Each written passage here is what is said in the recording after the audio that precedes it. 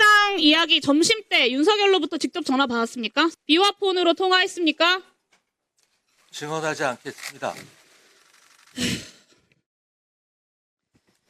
네, 허석군 증인, 김봉식 증인 양쪽에 잠깐 대기 좀 해주시겠습니까? 그리고 이상민 증인에게 묻겠습니다.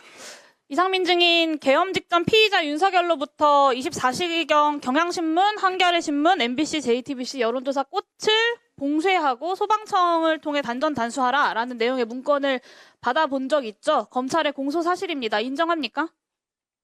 증언하지 않겠습니다.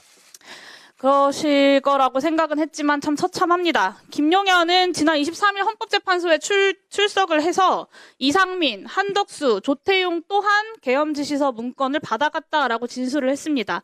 이 진술에 대해서는 인정하십니까? 증언하지 않겠습니다. 윤석열의 사전 지령대로 계엄 선포 후에 소방청장에게 경찰의 언론사 단전 단수 요청에 협조하라고 지시한 바 있죠? 답변 좀 해보세요. 증언하지 않겠습니다. 김용현이 거짓말하는 겁니까? 아니면 이상민 장관도 동의하는 겁니까? 증언하지 않겠습니다. 증언을 거부하실 거면 선서는 왜 안 하셨나요?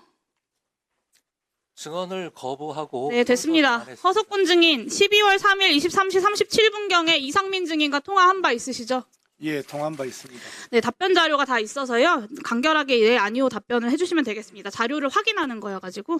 이상민 증인이 단전 단수 요청을 소방청에서 받은 것이 있는가?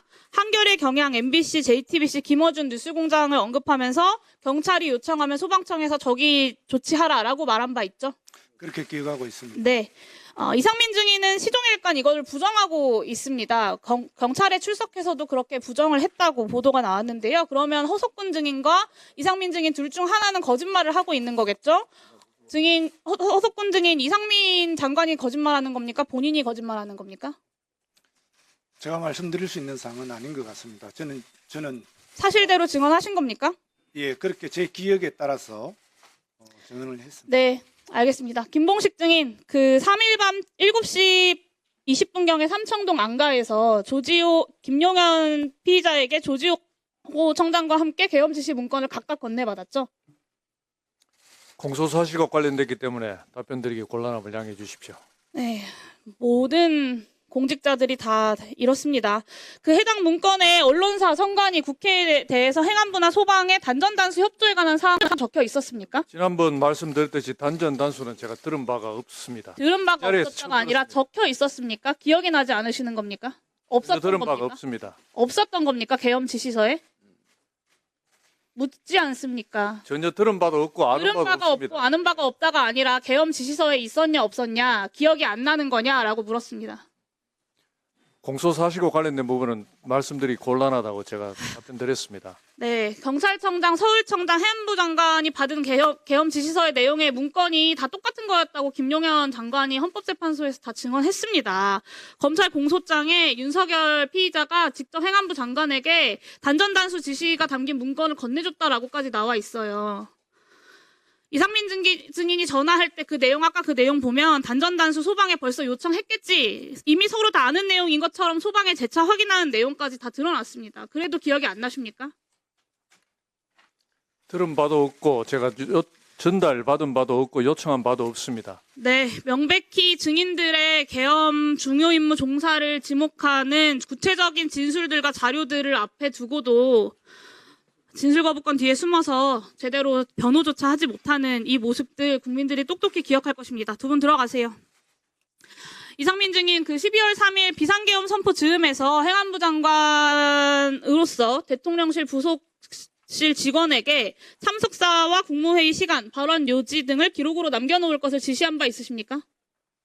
증언하지 않겠습니다. 복수의 국무위원이 국무회의 참석자 명단에 서명을 요구한 사람이 있었다라고 합니다. 그거 한덕수 총리입니까? 본인입니까? 증언하지 않겠습니다. 점심 무렵에 대통령님과의 일정이 있을지도 모르겠다라는 이야기를 듣고서 12월 3일 울산 회의 일정 중간에 뛰쳐나와서 상경을 했다라고 진술한 바 있으시죠? 국회에서 그렇게 답변을 하셨는데요. 기억나십니까? 증언하지 않겠습니다. 본인이 12월 5일 행안위에서 얘기하셨잖아요. 본인이 기존에 했던 건 답변을 좀 하세요.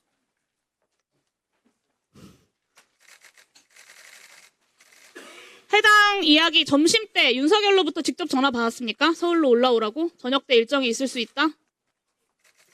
증언하지 않겠습니다. 이 통화도 비화폰으로 통화했습니까? 비화폰으로 통화했습니까? 증언하지 않겠습니다. 네. 당시 8시에 피의자 윤석열이 개별 호출을 해서 밤 9시까지 대통령 집무실에 모였던 이른바 8시 멤버들, 윤석열, 김용한 포함해서 도착한 순서대로 박성재, 김영호, 이상민, 한덕수, 조태용입니다. 여기까지 8명입니다. 이 자리에서 피의자 윤석열이 국무위원들 앞에서 22시 KBS 생방송이 이미 확정됐다라고 이야기한 바 있습니까? 증언하지 않겠습니다. 본인이 경찰 조사에서 다 진술한 내용 아닙니까? 그 자리에 한덕수 총리와 증인뿐만 아니라 이 8명이 함께 집무실에 있었던 그런 상황이었죠? 아예 답변을 안 하시기로, 말을 안 하시기로 마음 먹으신 겁니까? 증언하지 않겠다고 말씀을 드렸습니다. 조태율 장관이 이미 진술을 했습니다. 8명이 집무실에 모였고 비상계엄을 해야 한다면서 계엄 지시 문건을 배부를 했고, 그리고 이제 나가달라라고 해서 집무실과 연결된 대접견실로 자리를 옮깁니다. 그 이후에 총리가 다시 집무실로 들어가서 대통령을 설득한 후에야 한 사람씩 연락을 해서 1시간 후에야 국무위원 4명이 더 추가로 와서 11명을 채운 겁니다. 이거는 한덕수 총리의 경찰 진술과도 일치합니다. 이 윤석열이 8시 멤버를 소집을 할 때부터 대접견실로 옮기기까지 내란수계에게 국무회의는 계획에도 없었다는 얘기인데요. 한덕수 총리와 이상민 장관이 가짜 국무회의를 만들어서 어떻게든 이 비상계엄의 절차적 요건을 충족하려고 시도를 하다가 실패한 결과만 남은 겁니다. 그렇지 않습니까, 증인?